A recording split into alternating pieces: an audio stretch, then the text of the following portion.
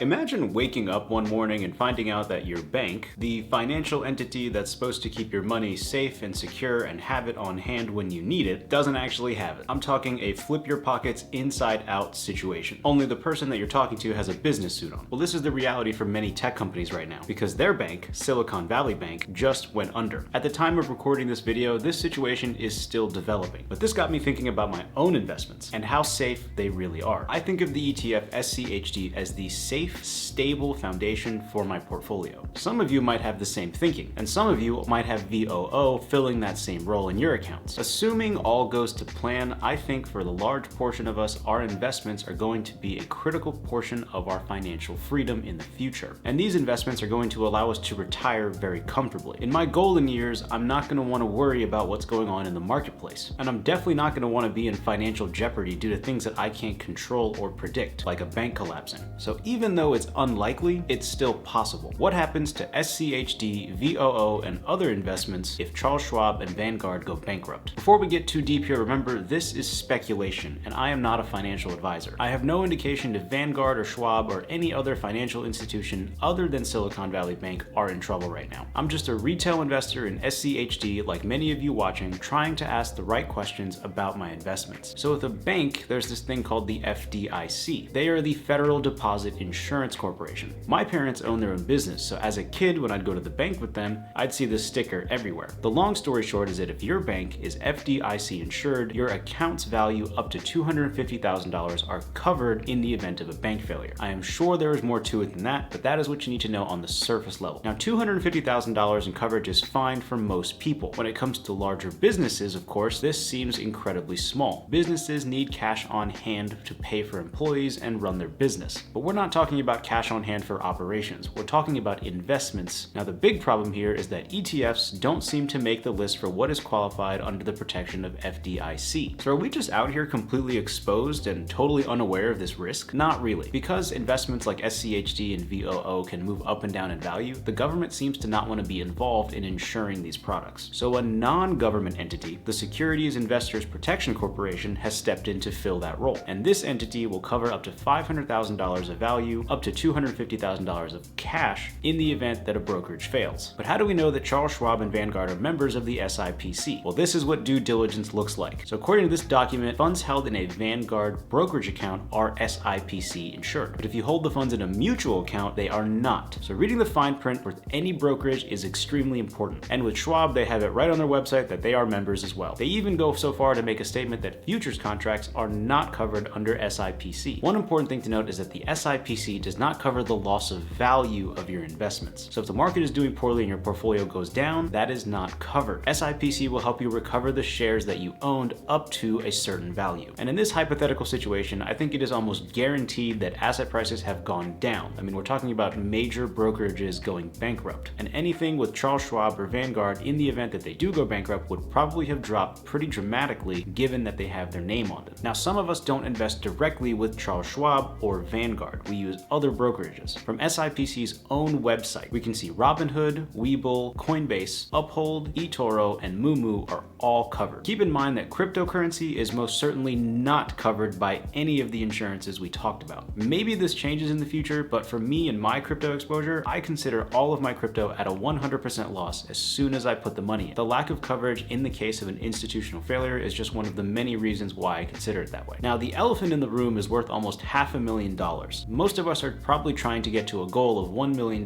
for retirement. With our coverage that we already talked about, there leaves a $500,000 gap. In the case of Charles Schwab, they have additional coverage provided by Lloyd's of London and other insurance companies. And this covers $150 to $600 million depending on the circumstances. And I think that's way more than enough for most people. In addition, there's a chance that in the event of a major brokerage going under, another entity could end up coming in some way, shape, or form and picking up the pieces. Investors might not even necessarily have to go and use the insurance coverages, or the government could step in directly and provide some sort of bailout. Now, this is hard to predict and make statements on because these are hypotheticals, and to my knowledge, this has never happened before. So keep that in mind. Now, I wanted to get this video out because I knew that there was going to be some fear and uncertainty in the marketplace. If you're watching this in the future, remember that this video is being recorded right after a major US bank just failed. And at this moment in time, we have no official word from the Federal Reserve or the White House on the situation. At the time of recording this video, we are still very much right in the middle middle of this whole thing. The key point is to make sure that investors know that there are some protections in the case of institutional failures for them. With that being said, I wasn't able to find a lot more information on additional coverages for brokerages outside of what Charles Schwab mentioned. So if you have more information on that, or if something I mentioned in this video needs more explanation or correcting, please let me know in the comment section down below. That way together we can help more people. Thanks so much for watching the video, and if you found value, go ahead and click that like button, subscribe for more money, finance, and crypto content, and consider sharing this with a friend so that way they can get a little more informed as well. I'll see you in the next video. Take care.